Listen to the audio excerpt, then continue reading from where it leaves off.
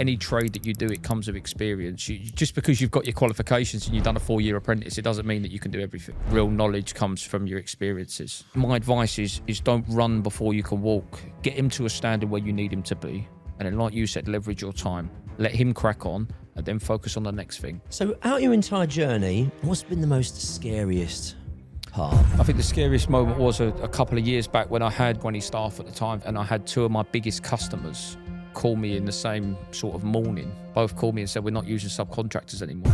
What do you think are lessons or perhaps difficulties that you've come across that nobody has told you before? Certainly if you've got a vision and you want a goal and you want to go for it, I think you just have to go for it no matter what. And a lot of the time, other than the ones that are around you, the loved ones, they are trying to protect you and say, you know, look, I can see the negatives in this, you know, I'm just trying to protect you from this. Best decision you've made? Starting Imperial. The worst decision you've made? So Brad, thank you very much for coming and working on it. I appreciate your time. Thank you. You're welcome. So let's go back. You're an apprentice. You can't find work. So talk us through that journey. How did you go from that to here we are today? Well, look, when I finished the apprenticeship, I lost my job with the company that I was working for. It was only a couple of local guys, and sort of you finish your apprenticeship, and even after your apprenticeship, you don't really know what you're doing, do you? You've really got no idea. Yeah, you can wire a socket up, but apart from that, you ain't got a Scooby. So I was sat there with no work, no idea really, and didn't know what to do. And I had 2 options. I could, you know, go get a job for someone, or I can go and start myself. And what I decided to do was just go out there and start myself. Go out there and find customers. Do whatever was required to find those customers. Knock on doors. Knock on 100 doors until someone said yes. And just really in my heart, I never wanted to work for anyone else. I wanted to do it myself, and I made a lot of mistakes. But I look back on them mistakes now, and it sort of shaped my journey, really. When I look back on it now, you know, the first job I went to, I wired a set of lights up and they wouldn't turn off because it was, I didn't know what I was doing. And I went in the van, got YouTube up and typed in, how do I wire up lights? And they're on upstairs and I can't turn them off. It was like, I look back on that now and I think, I'm glad it happened. You know, I'm glad it happened, Brad. But it's been a journey. For sure, it's been a journey, yeah. I mean, that's pretty cool. It's in one say it's cool, but then you've obviously gone through that entire apprenticeship scheme, and come out and, like you say, just about to wire up a plug socket. You know? Yeah, I mean, look, 21 years old in a big wide world on your own, trying to set up a business. You know, I wasn't a businessman. I didn't know anything about business. And yeah, look, you can do a 4-year apprenticeship in anything, but you know, it comes with experience. Yeah, any trade that you do, it comes with experience. Just because you've got your qualifications and you've done a 4-year apprentice, it doesn't mean that you can do everything. Yeah, the real knowledge comes from your experiences and making mistakes and going into the unknown, doing, you know, that's where it comes from, I think. I think you hit it on the head there, really, when you said about experiences. You can go and get the knowledge and be taught by somebody else, and they kind of tell you how it should be done. But it's actually sort of like digging deep, getting down, you know, sort of in the trenches, learning yourself, learning by the mistakes. That I think gives you the real true experiences. And I think because you get all the scars and the bad vibes from it, you learn more from that, don't you, I think? When you're an apprentice, you can go to your boss and say, you know, I can't do this. Can you show me how to do it? When you're out there in the big wide world on your own, you can't ask anyone else. You've got to go sit on the van and go on YouTube and how to do it. So, you've just given a price to the customer, haven't you? So you've got to deliver to that, haven't you, really? Yeah, I mean, there was, you know, the amount of lies I told them when I was first starting out, you know, how many years experience have you got? You know, they must have knew I was lying, you know, when I turned around to them, 5-6 years experience. Yeah, I know what I'm doing. Don't worry about it. God, it's that panic when the lights wouldn't turn off, mate. It was worrying for sure. But you know what? I think at that stage, you have to, don't you? You have to kind of, because otherwise, if you were honest and said, well, actually, it's my first job on my own, who's going to hire you? No one's going to hire you. Exactly. No one is going to hire you. You've got to beef it up a little bit, you know? But that courage you took to go on your own, I mean, that's a big step. isn't it, really? I mean, you could have just thought, you know what, okay, I feel a bit more comfortable just having that protection, working for somebody else. But taking that, having that initiative and that courage to say, no, I'm going to give it a go on my own, that's a big step, I think. Yeah, I think I was working out of a Volkswagen Polo to start off with, which was my first car that mum and dad bought me. Yeah. Had the tools in the back.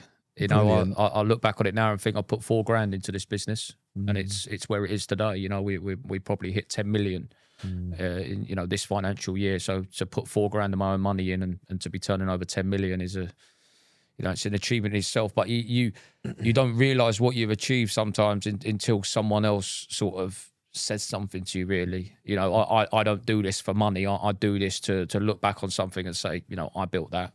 You know, it's proving people wrong. You know, when you start out on your own, it's 21, 22 years of age, and everyone that's around you turns around to you and says, you know, you can't do that. That's impossible. You can't have 50 staff. You can't do £10 million a year. It's impossible. Well, we're doing it now. Yeah, and there's nothing better than proving someone wrong. It's the greatest feeling ever.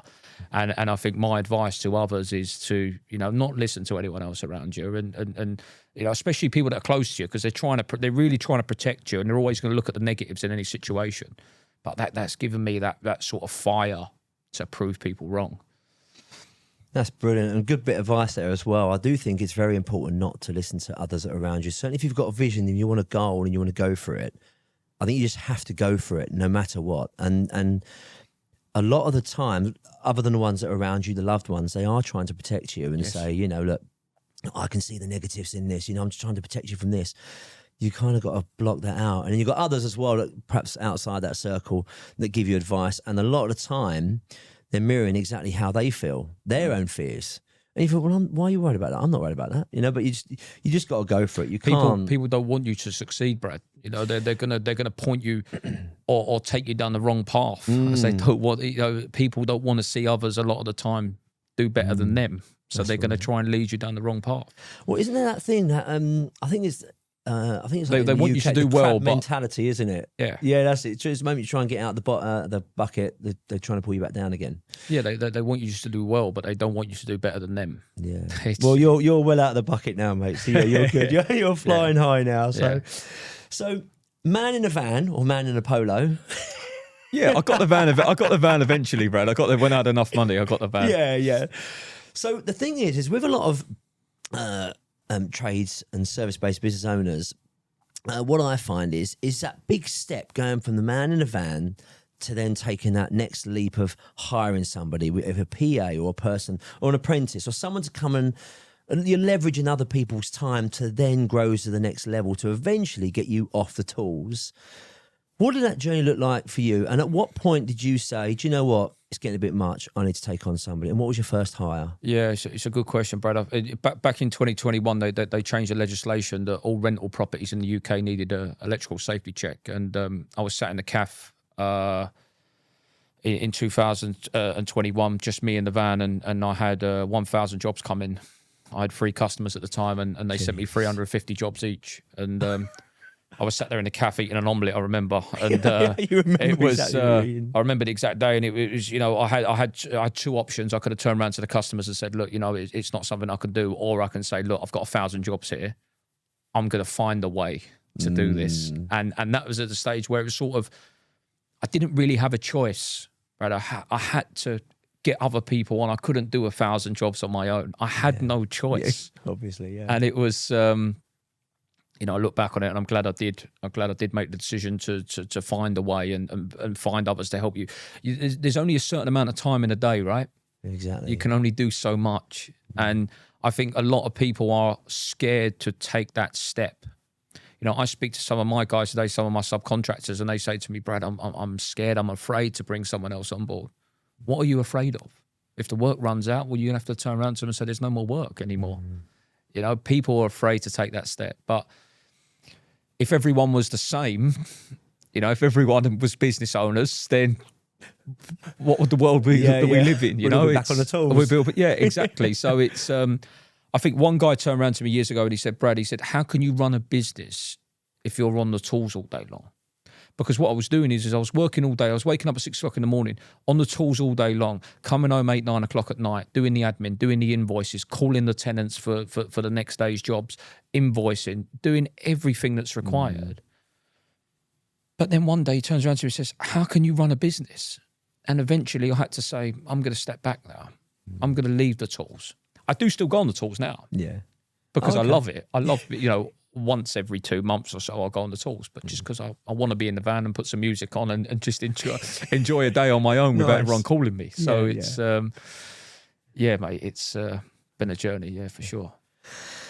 I mean, I think that's really good, like with the with the off the tools. But I think that's where the real growth happens, because I remember my particular journey in 2012 when I had a business coach, and I thought, I need to get a business coach. I really want to get serious about being serious. I need to just go for it. And my first meeting with him was, I just come in, and like yourself, probably, like I came in with I had the company uniform on, like the polo shirt. It was a bit dusty. And I came in and he goes, oh, are you still on the tools? Yeah. He goes, well, give me a call when you're off the tools. He goes, because you'll never grow unless you're off the tools. And I was like, okay. I was like, well, can you help me then get off the tools? He's like, okay. Well, that's because I thought you was already off the tools. He goes, okay, that's now the new bottleneck. We need to get you off the tools. And he then, exactly as you said, it's the same thing. Don't be afraid. You need to leverage people's time. And if you're worried about how they would deliver your service, train them. Train them how you want them to deliver your service. And if they're not the right fit, then you then pass on to the next person, And like you said about the work, if the work dies down, all right, you've got to go back on the tools, but now you've got the lessons and the scars to take on to the next step of the journey. Yeah, I think a big business coach is very important, especially if you're a one-man band business owner. No one else can hold you accountable. When you've got a coach or an action coach or a business coach or whatever it may be, they can hold you accountable. And I had a business coach as well, Brad, and they'd hold me accountable.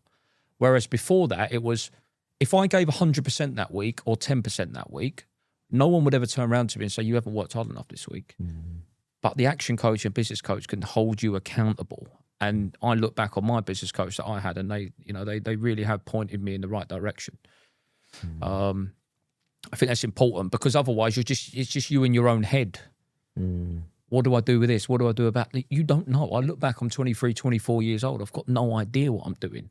I'm just winging it every day. I think most of us do at the beginning. Most of us do at the beginning, So, yeah. So you mentioned about the coach. Do you still have one? No, not anymore. No, okay. No. How long did you have one for, roughly? I had the coach for about a year, year and a half, and what she would do is we'd go through my 3 or 4 problems for the week, and then she would, hold me accountable by saying, by next Monday, I need you to, action these 3 or 4 things. Prior to that, no one was holding me accountable. Yeah. It didn't matter if I had 2 or 3 things to do and I didn't do them for a month, because no one was going to turn around to me and say, Brad, why haven't you done them? Yeah. But she'd hold me accountable. Yeah, I think that's very, very good. Having that accountability, but somebody to hold you accountable is very powerful. But do you know what I think though? And you mentioned action coach. I too had action coach for many years as well. Great guy. And I think people that sort of like get to a certain level of a business and that have that initiative and that responsibility of saying, do you know what, I'm going to take that next step. I'm going to recruit people. I'm going to grow. I want to grow. We almost hold ourselves accountable too. Like we would, if we had to get up and we didn't really want to get up out of bed in the morning, we would just still get up because we just have to. No matter what. Yeah, my missus said to me the other day, Brad, she said, why do you go to the coffee shop at 7 o'clock every day? Why do you sit on the computer at 8 o'clock every day and then get up at 5 o'clock? Yeah. Why do you do that? She said, you're the owner. But then if I started work at 10 o'clock, I'd be angry all day long at myself. That's it. And I'd feel disappointed in myself because I've just missed 2 hours worth of work time. And I feel bad when I do things that are not related to work during working hours. Yeah. It's a mad mindset to have, but it's the mindset that I've got. Yeah, I'm exactly the same. That's why I laugh. I was like, it's brilliant. My missus says, why don't you go and do this? Why don't you go? I don't want to. That's it. I want to work. This is work time. Yeah. Don't give me another task to do. This is work. Well, there's a mutual friend of ours that's sort of like been through a couple of failed marriages because of it, isn't he? I know. 1 in 2 marriages fail or something like that. That's anyway, it. So it's exactly. Yeah, it's crazy. So obviously you had your good fortune with the call of the 1,000 new jobs that came in. What was your first recruit? Admin or operatives? Operatives on the road. I think there's no real point in getting an admin staff in the office when it's just yourself on the road. I think it doesn't make sense because you're earning money to then pay them. Doesn't really make sense. What you're best off doing is putting the hours in to start off with, to get 1, 2, 3 operatives on the road. Do your admin yourself. And then once you've got, say 3 operatives on the road, then they should be turning enough profit for you to then recruit an admin staff. But then obviously the problem is you've got admin staff, you then need an office, you then need this, you then need that. So I think my advice is don't run before you can walk. Bring an operative in, get him to a standard where you need him to be. And then like you said, leverage your time, let him crack on and then focus on the next thing, focus on the next thing. Don't put too much pressure on it. It's going to take however long it takes. It's taken me, as a limited company, say 6 years to have 50 staff, but I've got 50 great staff. I've got 50 people that are the equivalent of 3 people each. I look at my office staff and think they are as good as 3 other people. But that's not come from, that's not luck. That's just being ruthless. If someone comes into my business as not good enough, then I have to make the quick decision to get rid of them. I haven't got time to mess around. Yeah, that's really good to have that structure. And I said you need a good team because otherwise you're just not going to grow without that core structure around you. Definitely not. And did you find that when you're recruiting and you took on these people, how did you know?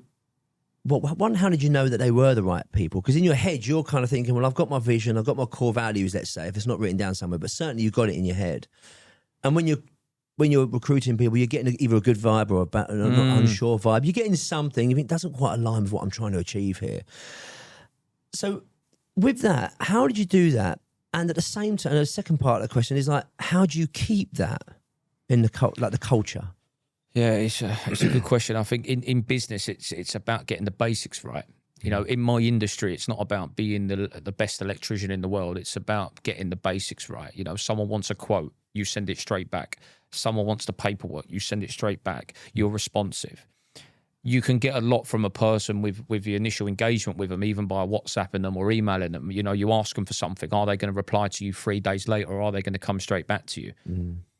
I deal with the people that come straight back to me that have an urgency that when I'm asking them, even initially when I'm asking for them for something, they're coming straight back to me. It shows a lot about a person. And in terms of how I incentivize people, I used to have a lot of employed staff, Brad. I used to have big overheads of vans, diesel, fuel, insurance. And one guy turned around to me, an employed guy years ago, and he said, it's not my problem if I don't get any addresses. It's not my problem if I've done one job for the day. I said, well, it is your problem because, if you don't get into any addresses, then how am I going to be able to pay you? So what I then done is I incentivize people by paying them for what they do. So now I have all self-employed guys, one-man bands who are working for us every single day. So basically they're employed and they're paid for what they do. The more you do, the more you get paid. And by doing that, I've got guys at 4 o'clock on a Friday that are going to change a fuse board when, other companies are already at home. Yeah. So even that, you look back on it, it's taken years for me to get to that stage, but I had enough of guys sort of doing the bare minimum, sitting in the van for 2 hours and just sort of having a stroll. It's tough, isn't it? Because you're not there effectively. So I'm sure when you started, you probably had someone with you in the van. Yeah. Well, yeah. So it's a lot easier to monitor them, aren't they? And their work ethic, and because if they're not feeling it, as we've already discussed, we usually are all the time. So it's like, okay, well, as soon as you arrive at an address, you're out the van, you're not sitting there for an hour, just whatever you're doing. And I think it's harder to monitor that, isn't it? When, like you say, they're probably employed, but you've done quite a good strategy there by saying, well, okay, well, you only get the job done once you get paid per job, as it were. That's their kick at the backside. That's their incentive. Yeah, they're being paid more than they would anywhere else. So, for me, I can easily recruit people. The hardest thing in my industry is to recruit people. But what I have loads of people approaching me saying, Brad, you've given a job to to my friend, can I come and work for you? Because they're getting paid more than anyone else. On the back of that, they're then too afraid to mess up. They're not interested in messing up or slacking or anything else. They've got too much to lose. Yeah. I've built my business by having loads of other people's businesses within mine. They don't want to lose their biggest customer, which is me. Well, as like our business, isn't it? Our biggest customers, literally, as soon as they ring, we're on the end of the phone immediately, aren't we? So it's exactly the same strategy. The same. I ask them to do something, they do it. Yeah. And in terms of quality control measures, our side, 100% of jobs are inspected. Desktop inspected, audited, checked before and after photos. You can. Bad news always comes back. I will always find out, no matter how many people are on this firm, I will always find out if, something's up. I know that. I don't even need to do anything. It will come back to me. Yeah. Because, people want to be the teacher's pet sometimes, come to the boss and say, he's been doing this, he's been doing that. It always works its way back. Yeah. So I got 3 managers in my main company, and it's exactly the same. If we have like new recruits come on, I already know after about 2 weeks how they're getting on, whether they're keepers or, like get rid of them. So it's quite funny, isn't it? But I wouldn't have even met them. I just get to hear about it. Isn't it funny? It's crazy. It is. And the only people that leave my firm are people that don't want to help themselves. There's a lot of guys that come in that I don't speak to them for 3-4 months, and they just come in, they work hard all day long, and they get the jobs done to a standard, and they go home. Yeah. And I'm trying to build a business of 100 engineers on the road, say, for example, that we've not even got to deal with them. They just come in, the job's done, it's finished. Brilliant. Yeah. So it's really good. But I think also it's a respect thing. I think the people that perhaps I'm guessing, if you've got like managers or supervisors, lead supervisors, they've probably been with you longer than others. Yes. So they respect you and everything you've done for them to this point. And there's like that mutual respect thing. So they probably don't want anyone else ruining the company that they've helped to build. And that's how I take it in my sort of like situation. Would you probably agree? Yeah, I agree with you, Brad. I mean, I've got a sort of head of operations now who deals with, all the day-to-day stuff before it even comes to me. And, he started as an engineer and he's worked his way up through the ranks. And, last night I'm seeing him firing emails out at 9:30 at night because he just loves the firm. It's just, and I ask him, I said, why do you work so hard? And he don't know. Yeah. But I think he's so invested where he started as an engineer and he's worked his way through the ranks. So it's great to see, mate. And yeah, you're right. I think it's important in this industry as well to treat the engineers well.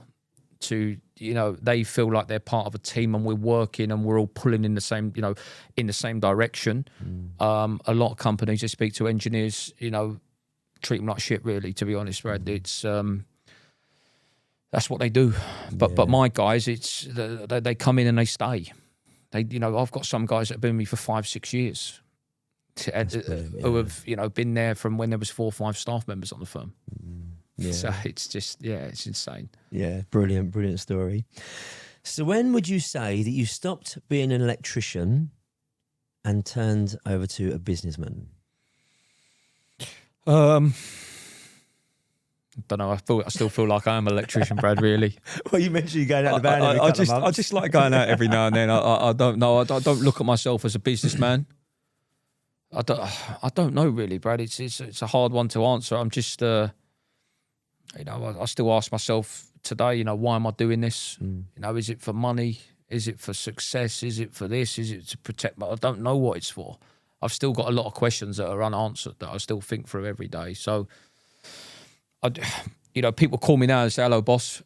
And it's like, yeah, maybe sometimes after that call, you think, yeah, you are the boss. But to me, I don't know, mate. It's a hard one to answer for sure. Well, I would say that you don't. So anybody can really get to £1 million. Really, in today's world with £1 million turnover or in the bank turnover. Yeah. So anyone can get that, a business to £1 million. I say anyone, but it's eventually if you keep going long enough and you're determined and you've got grit and determination, discipline, you will get there. But what got you to £1 million won't get you to 3. And then what got you to 3 to break that glass ceiling won't get you to 10. So there would be changes that you've adopted in yourself, and probably you couldn't even perhaps see it, because you don't get to 10 by just winging it. No, no. You're right. It's without even knowing. I've built a business here that needs minimal involvement from me. I could do an hour a day, and that's it. Yeah, I could do, £1 million a month, make 30%, and do an hour a day's worth of work if I wanted to. I don't. What I do as the boss is I turn around to my other teams and go, guys, you need a hand with this. You need a hand with this. I don't think I'm better than anyone else. I'm happy to do whatever job is required. I don't care what it is. From being on the tools to the admin if the girls need a hand. Because if I'm prepared to do it, then no one else has got an excuse. Yeah. But yeah, I've built a business based on what I said earlier about getting the basics right, Brad. I say to all of my staff, we have to be responsive. The other day we had a new customer come in. They asked for 5 quotes. It was sent back in 10 minutes.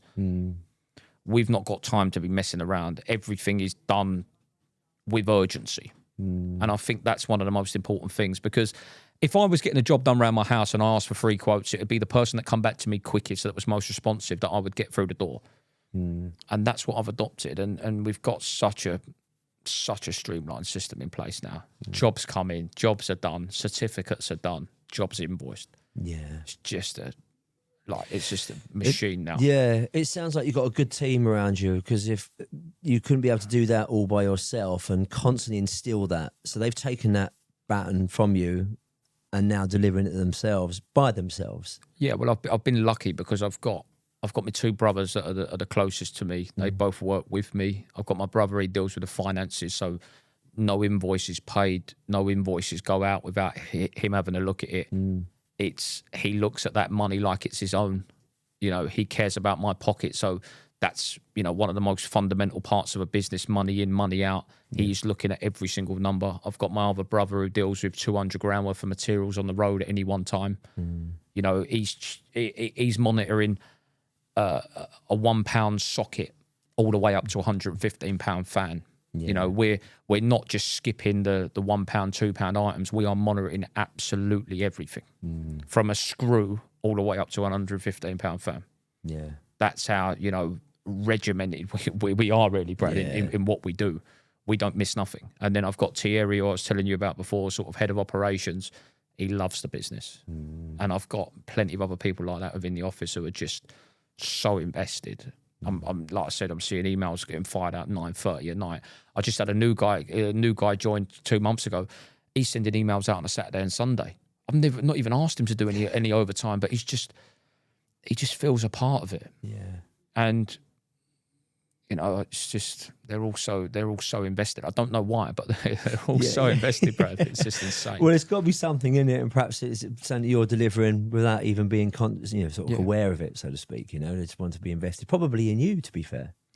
Yeah, possibly. I think they're all on board with my vision and where I want to go and what I'm trying to do here. And I think they see opportunities. The bigger the businesses, the better the staff members will do within it. And I think they've seen guys go from engineers all the way up to sort of being in charge of departments and bits and pieces. So it's that's really valuable. Actually, you touched on that, because I think that promotes growth, but you're delivering exactly what you say. And if you deliver on your word, then that builds trust. And I think that is one of the core fundamental things of any relationship, is trust, in any relationship.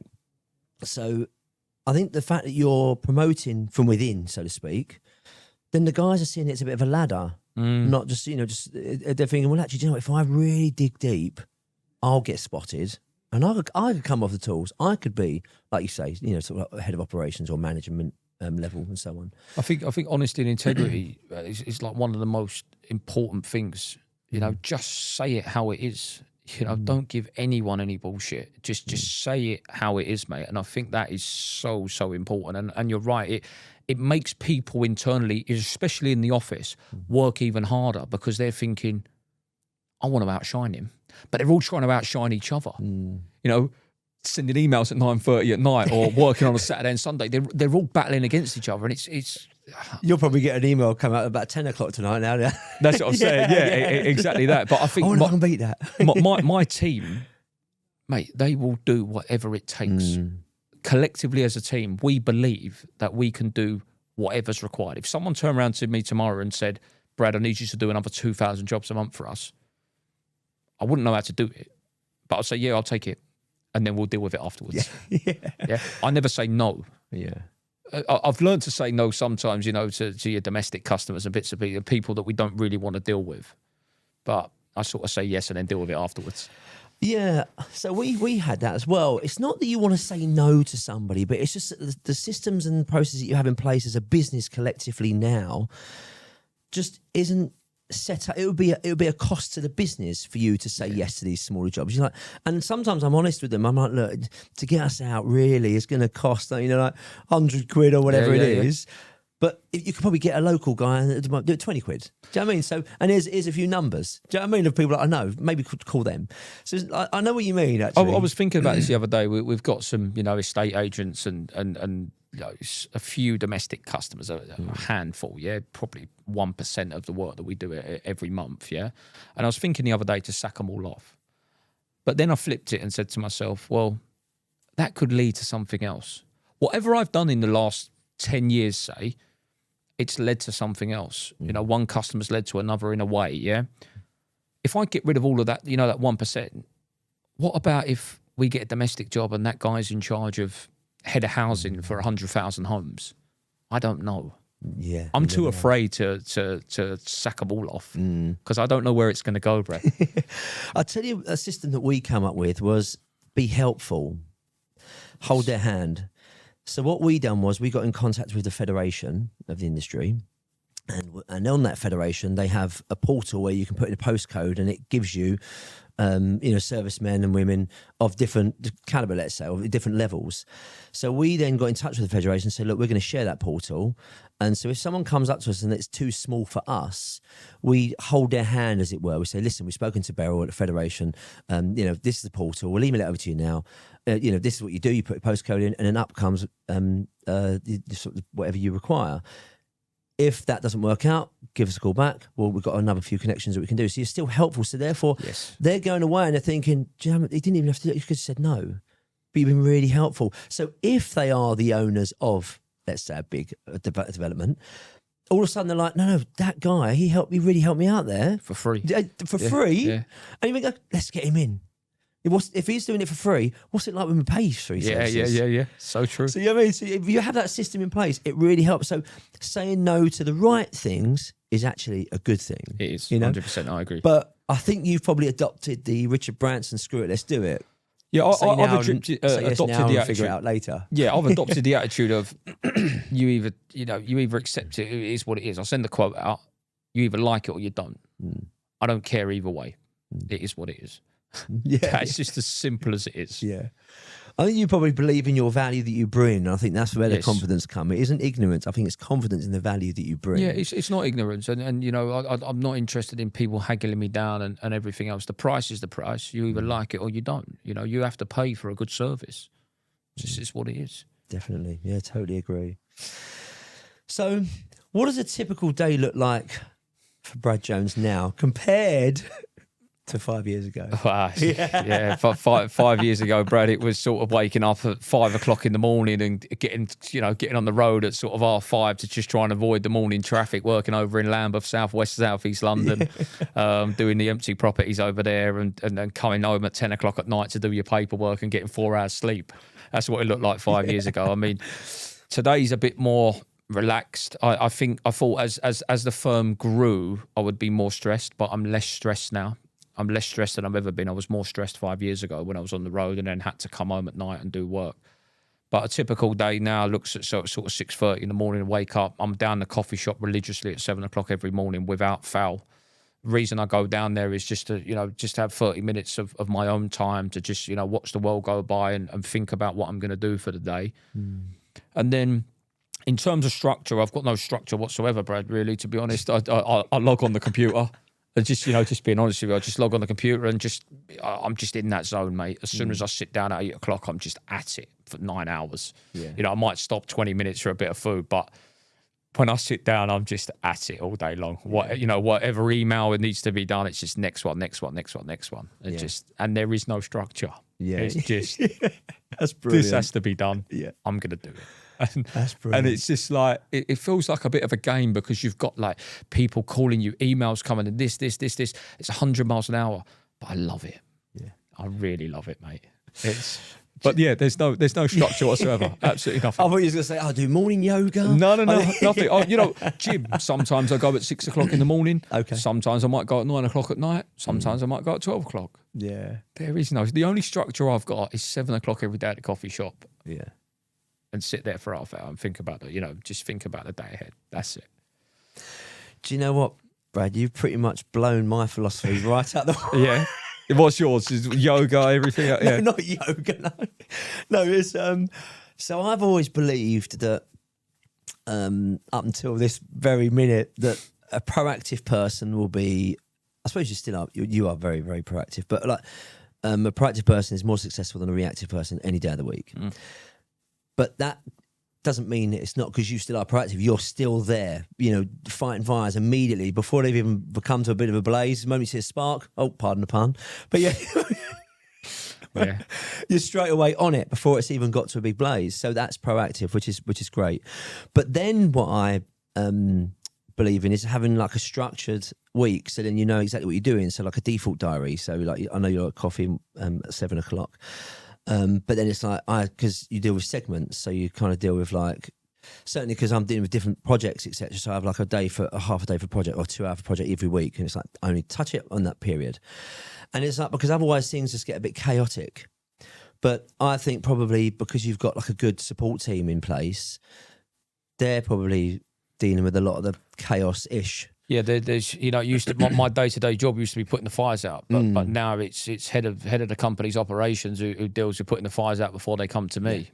So it's like I said, there is no structure. There's no 2 hours for this, hour for this, whatever. It's I don't know what needs to be done in the next hour, but whatever needs to be done, I'm doing it. That is just what it is. Well, I think it's coffee downstairs, isn't it? A nice coffee shop. Coffee downstairs. Yeah. So do you really think that, so let's say, for instance, if someone's listening to this now and they're in the van and they're wanting to get off the tools, what do you think could be the first 3 big steps that they could take to work towards that goal? I think it's recognising that you need to come off the tools and you've got enough work to come off the tools. If you're working from 8 o'clock in the morning till 10 o'clock at night on the tools, well, you've got too much work for one person, haven't you? What you then need to do is bring someone else in to take that workload off you. Then you can maybe do half a day's work and then half a day sort of, growing the business. But it's recognising it. What people do is they work for years on end having too much work and ruining personal relationships and everything else because they're working 15-hour days to get the jobs done and try and keep everyone happy. But, I had a conversation with a guy the other day and he was saying, Brad, I'm charging £40 an hour. And I said to him, well, if there's a guy over there charging £80 an hour, you've got to do twice as much work as he has. Mm-hmm. So even if you put your prices up and lost half your customers, you'd be doing half the work and you'd be earning the same money. And he was like, yeah, that's a good point. So I think the first step is having the bottle to say, I'm going to come off the tools now. I'm going to pull someone else in. Because if you haven't got that bottle to do that, then you're going to be on the tools for the rest of your life. That's just as simple as it is. Yeah. If you haven't got that sort of belief to say, yeah, I'm gonna come off the tools, then it's never going to happen. And then step 2 is actually actioning it and bringing someone else in. And then step 3 is having the mentality of, I'm going to grow this business now. I'm going to build this business. I'm not just going to be on the tools every day. So I think there's a lot of steps to it. There's a lot of different things to do, but I think the most important one is having the bottle, mate, to just make that decision and take the leap. Because even if you take that step and it doesn't work, you can always say you've given it a go. Yeah. There's people that will be talking about it for the next 10 years. Oh, I'm going to bring another guy in. I'm going to bring another guy in. They never do it. They talk too much. Instead of bringing someone in and possibly failing, okay, then you can come back again. Sometimes you have to go back, or a lot of the time you have to go back to go forward. A lot of the time over the last 10 years, we've come back, we've lost a big work stream, and it's hit me hard. And then I could either go two ways. I can either let it, ruin everything else that I've built, or I can say, do you know what, I'm going to pick myself up now, I'm going to win something else. You have to step back to go forward. Definitely, yeah. It's like they're one step back, 5 steps forward, so to speak, isn't it? And I think that is part of growth. That really is part of growth. Definitely, you have to do that. So out your entire journey, what's been the most scariest part? I think the scariest moment was a couple of years back when I must have had 20 staff at the time, 15, 20 staff, Brad, and I had two of my biggest customers call me in the same sort of morning. One that was at sort of 8 o'clock in the morning, another one was about 11 o'clock in the morning. Both called me and said, we're not using subcontractors anymore. There's no work. Wow. And I was sat on the roof in my truck and I had, a team of 15, 20 people and no work. Hold on, you were sat on the roof of your truck? I was sat on I was in our offices. They got the parking on the roof, so I was sat in the truck. Oh, sorry. Pulled up on the roof, and I just sat that's there. what you sunbathed or something. No, mate, I wish in the back of the truck. Yeah. No, I sat there, mate, and just burst into tears, mate.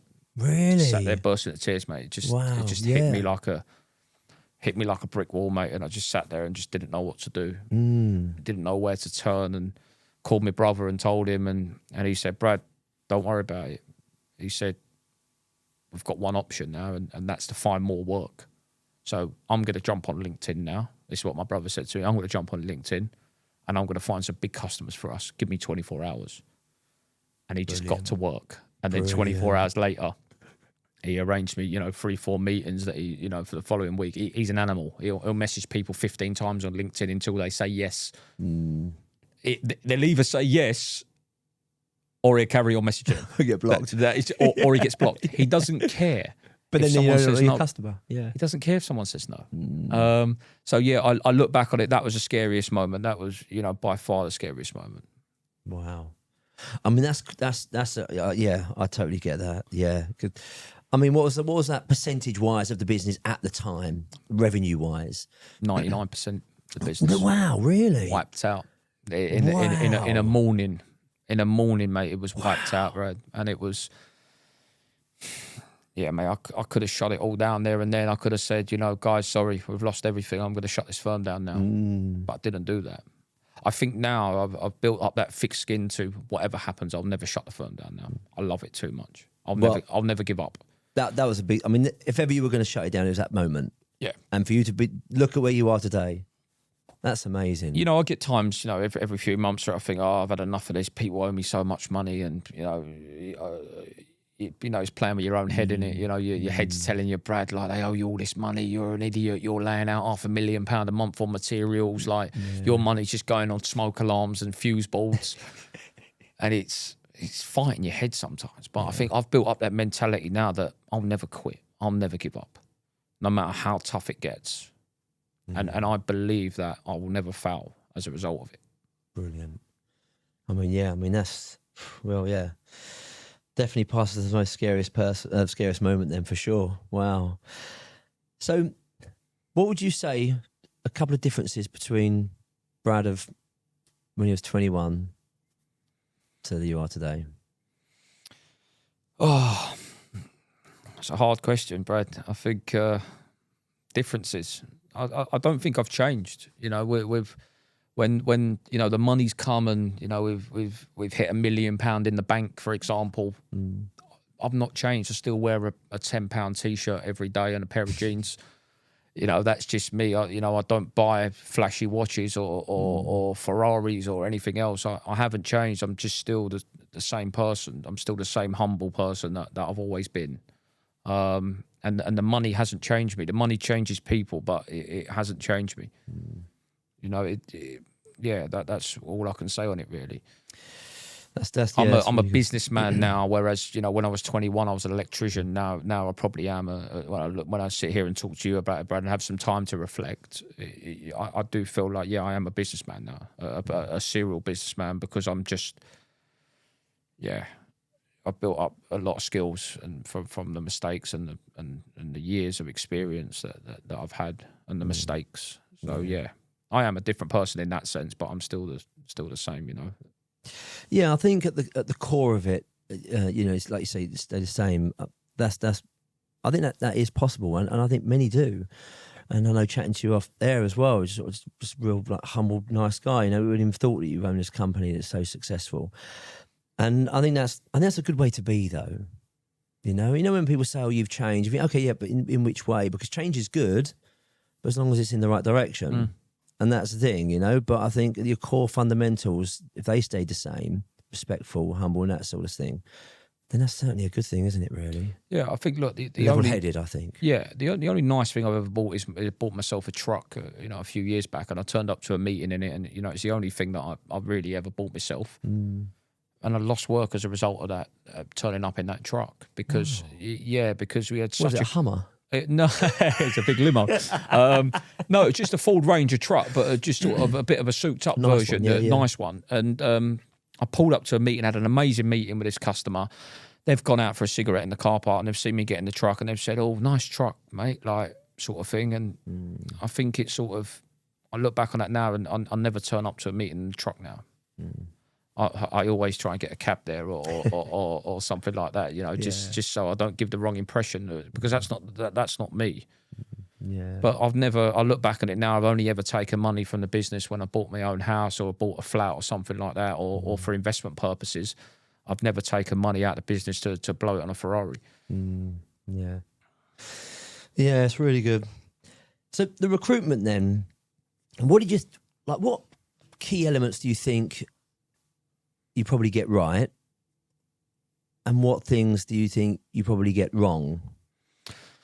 I think the thing we get wrong sometimes is rushing into things. You know, we've got an urgency from the client. Oh, you guys need to do 600 jobs a month for us. And as soon as I, you know, have one conversation with someone, I'm bringing him in. Yeah, he's good. Yeah, he's mustard. Let's bring him in. 2 weeks later, I'm sacking him because he's a pile of shit. You know, that's one of the mistakes I do make. And sometimes, you know, we've, you know, from making the mistakes now, we sort of bring them in slowly, give them a trial day, see how they get on, see how they perform, how quick do they get the paperwork back to us in the office. I've learned a lot from making those mistakes and rushing. I think in terms of stuff we do well with the recruitment side is asking people internally, do they know anyone? I could pay a recruiter £50 a day for an engineer, for example, or I can message all of the people in my existing business and say to them, guys, have you got a mate that wants a job?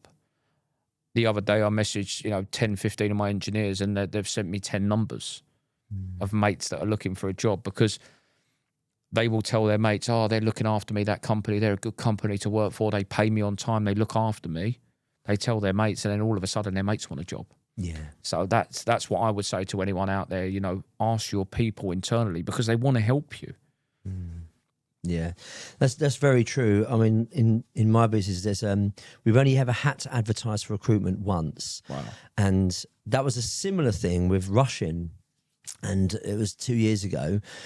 We took on 9 extra people in a month, and because of the contracts that came through. And then we realised it was a massive mistake. But so that was in January. By the end of March, 8 of the 9 had left. Like we've literally had to get rid of 8. Because it was, and what happened is for years we'd done the same ethos, we kept to the same processes. But that one time, because of panic, we went off our script a little bit, recruited this way, and 2 months later, 8 of the 9 are gone. Yeah, you know, it's crazy. It's insane, mate. But it's exactly as you say. The people, they feel like and also because they're there and you're giving them the work and paying them on time and all that great service, they don't want to recommend anyone bad. Because it reflects on them. It reflects on them. You know? So they only recommend the good ones. And that's just, I find, that's the best version of recruitment. It's brilliant. But I think you only get that if you've got a good culture, though. Because if it's not a great business to work for and your people are only there just because they've got nothing else or they can't bother to do anything else, then it doesn't work.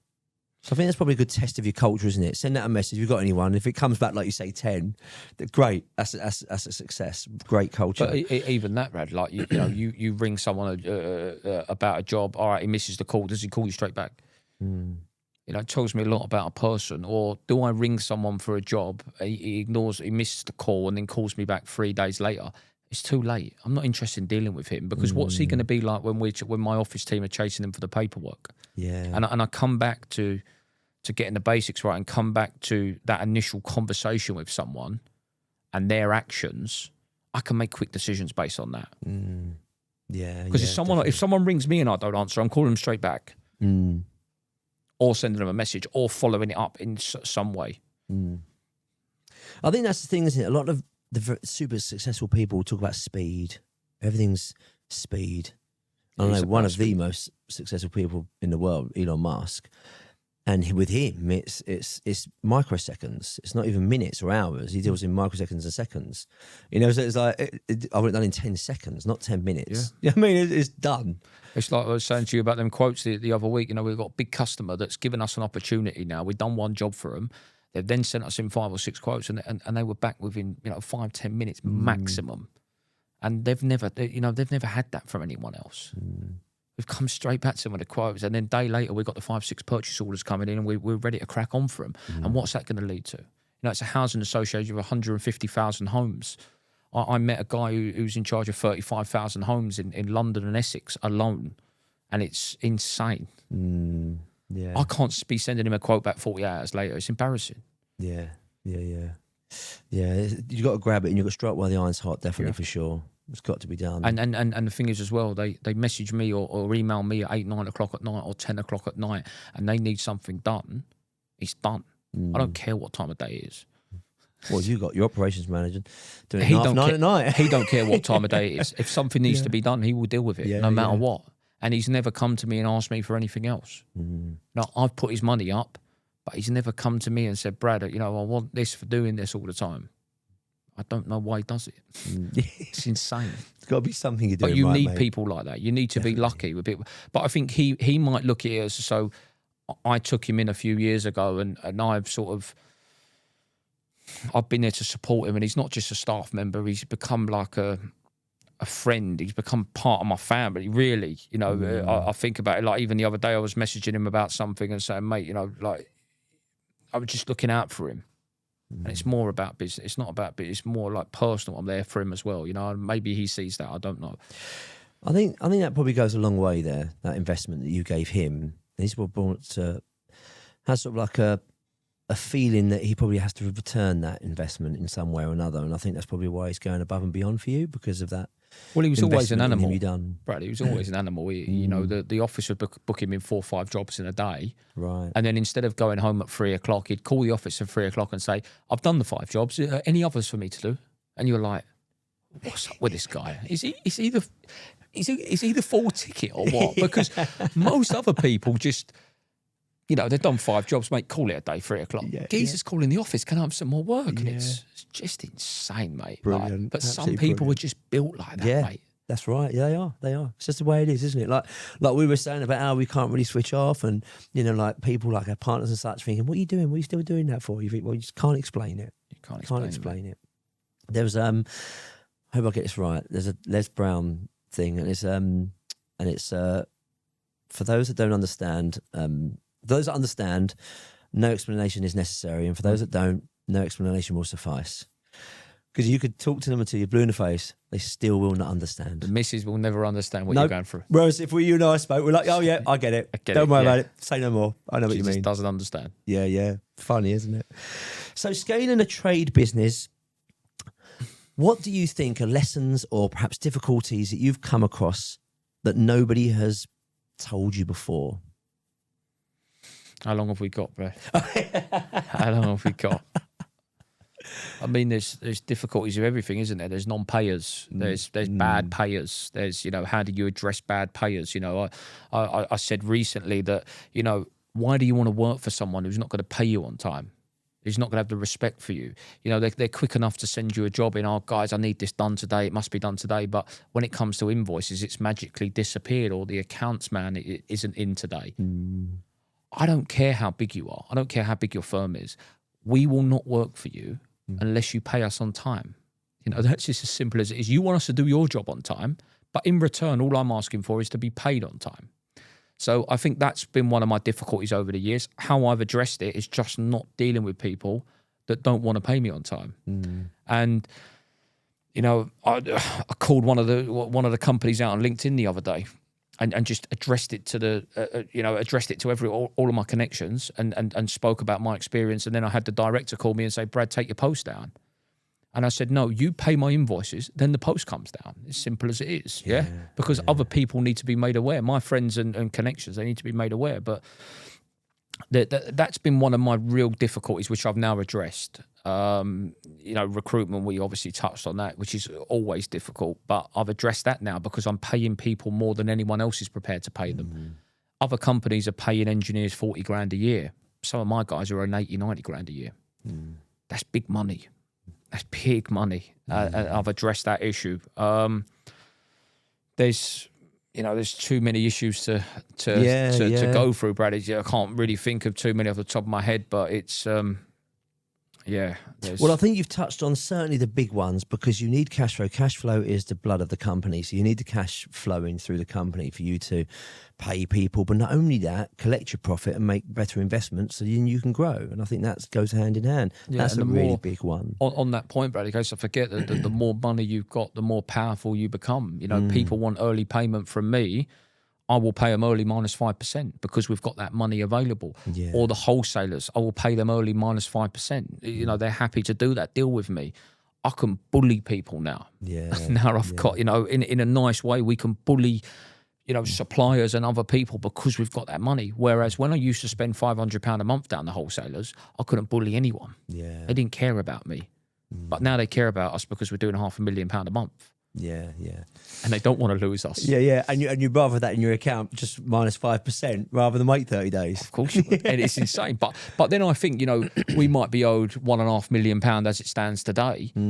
If someone said to me, Brad, I'll pay you all that now minus 5%, what's that, 75 grand? I'd probably do. I'd probably take it. Yeah.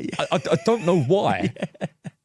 It would just feel good to see invoices owed zero. Yeah. It would just be a good feeling. But, would I be prepared to blow 75 grand? Yeah, probably, just to get the money in, man. Just to...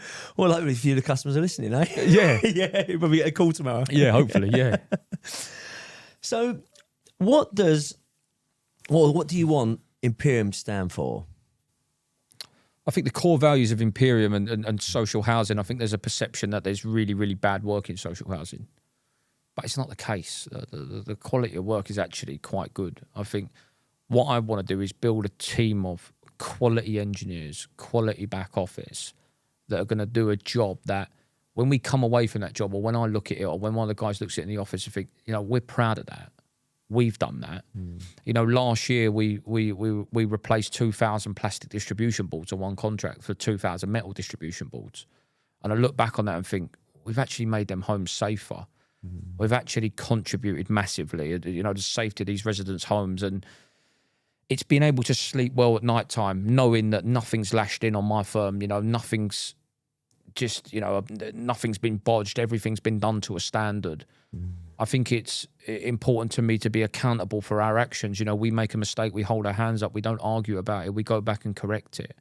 I think that's important as well. So I'm standing for a business that people can trust, honesty, integrity, accountability, and we will do what we say we're going to do. But most importantly, we will also take their pain away. Housing associations, when they own 100,000 homes, they want to be able to send us guys to jobs, and that's it. It's done and dusted. And our customers know, they send me a work order, it's done. End the conversation. There's nothing else to talk about. We take that whole pain away from them. And as a contract manager, if you're in charge of properties, Brad, and you can just give them to someone else and say, take care of it, mate, they're just sitting there laughing. Because they've got no aggravation. And they're dealing with a business that will just do anything for them. And we will. People that look after us would do anything for them in return. I'd even go out myself.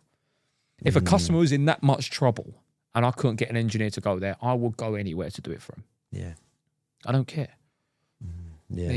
You've got to do what you've got to do, mate. Yeah, brilliant. I mean, it's a bit different in your case because you'd have to go to the top of a 300-foot building to the top of it. But for me, I'd only need a little tool bag. But yeah.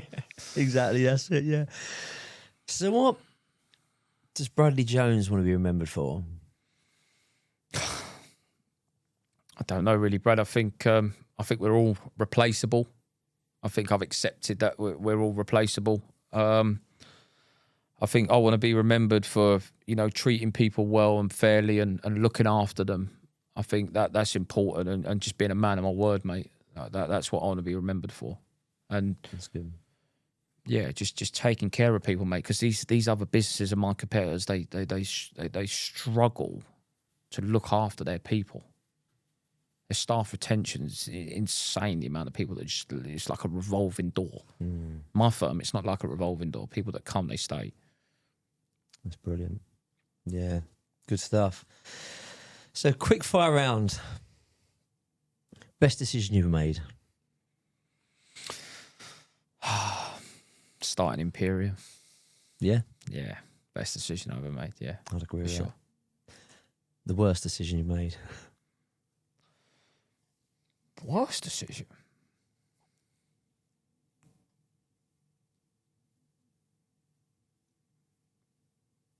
Can't think, Brad, to be honest. Don't think I've made that many bad decisions. I'll probably come away from here and think I've made some real bad fuck-ups in my time. Probably buying the Ford Ranger truck. Yeah. Turn up to the meeting in a full Ranger truck. Yeah, because that could have led to something massive. Yeah, that was a mistake. I should have turned up in the battered transit van that I've still got today. The first ever Imperium van that I bought. Yeah. Oh really? You still got it? Still got the battered. Oh, that's brilliant. I still got the battered van parked outside my drive. Yeah. To remind you of where you've come I'm from. sure the neighbours love it. Just sitting there collecting rust. Collecting rust. Yeah. So, one thing that you'd wish you'd known at the start? Don't be so stressed out. I think like, in my early years, I was so stressed, mate, all the time. Like, now I'm so calm. Like, I don't get angry. I never get angry anymore, Brad. I never get frustrated. I never really get stressed out. I care, but I don't care, if that makes sense. Like, whatever's going to happen is going to happen.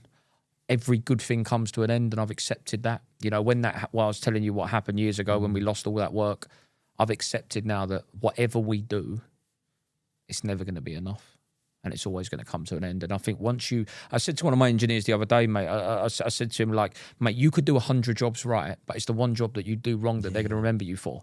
So as long as you, in your mind, accept that whatever I do, it's not going to be enough, and it's okay. And I'm like that now. It is what it is, mate. It is what it is. Brilliant. I think you've lived probably, I don't know, building the business that you've got and that 10-year journey. I think you've probably lived you've certainly got, sounds like it, like 20 years, 25 years of experience crammed in 10. Yeah. Because people don't normally get to that mindset that you're saying that you're now at until 40, 50, sometimes never. Wow. Sometimes they live their entire life just being stressed and worrying about things that they really can't control. I think you've sort of arrived there, which is brilliant. Mate, it's just I've built that thick skin up, bro. Nothing can really affect me anymore. I've built that thick skin off of whatever the problem is. I'm going to resolve it, no matter what it is. We lose all the work. Okay, I can resolve that. We need more work. I can resolve that. We need to do this. I can resolve it.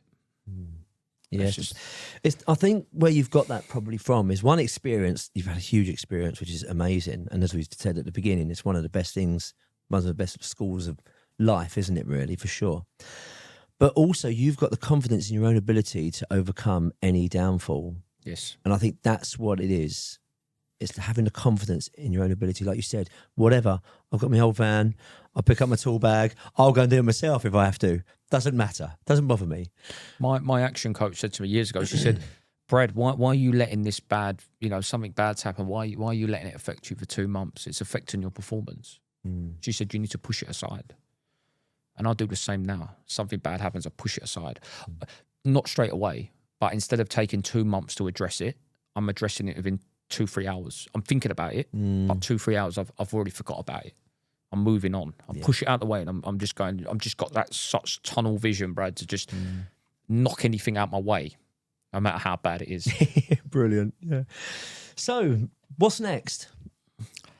I think next for me, I mean, we've had a lot of companies approach us recently for acquisitions. I think it's understanding now is whether I can take this business to a 20 million, 30 million pound business. Can I do that on my own?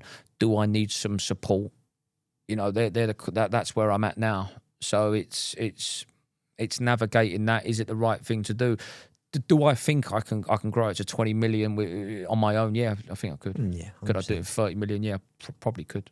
Yeah, all I need to do is just replicate what I've done already. You know, I've got small teams within the office, Brad. You know, I've not got a team of 10 people. I've got 2-3 people working together on specific work streams and bits and pieces. And it's navigating the acquisitions and people reaching out to us who want to, because it's not always the right move, but I don't know. It's just keep going in the right direction, really, for the minute. Brilliant. So, Brad, if people want to get in touch with you, how can they find you? Website's www.imperiumgroupuk.com. Telephone number?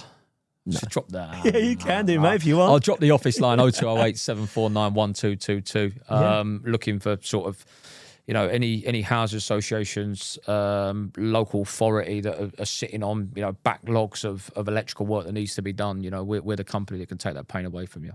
Brilliant. Well, Brad, it's been an absolute pleasure. I've loved hearing your story, and I was really looking forward to this one because I've heard so much about your story and really wanted to get it from the horse's mouth, as it were, and I've really enjoyed it. So thank you so much. Yeah. Thank you, mate. Cheers, mate. Pleasure.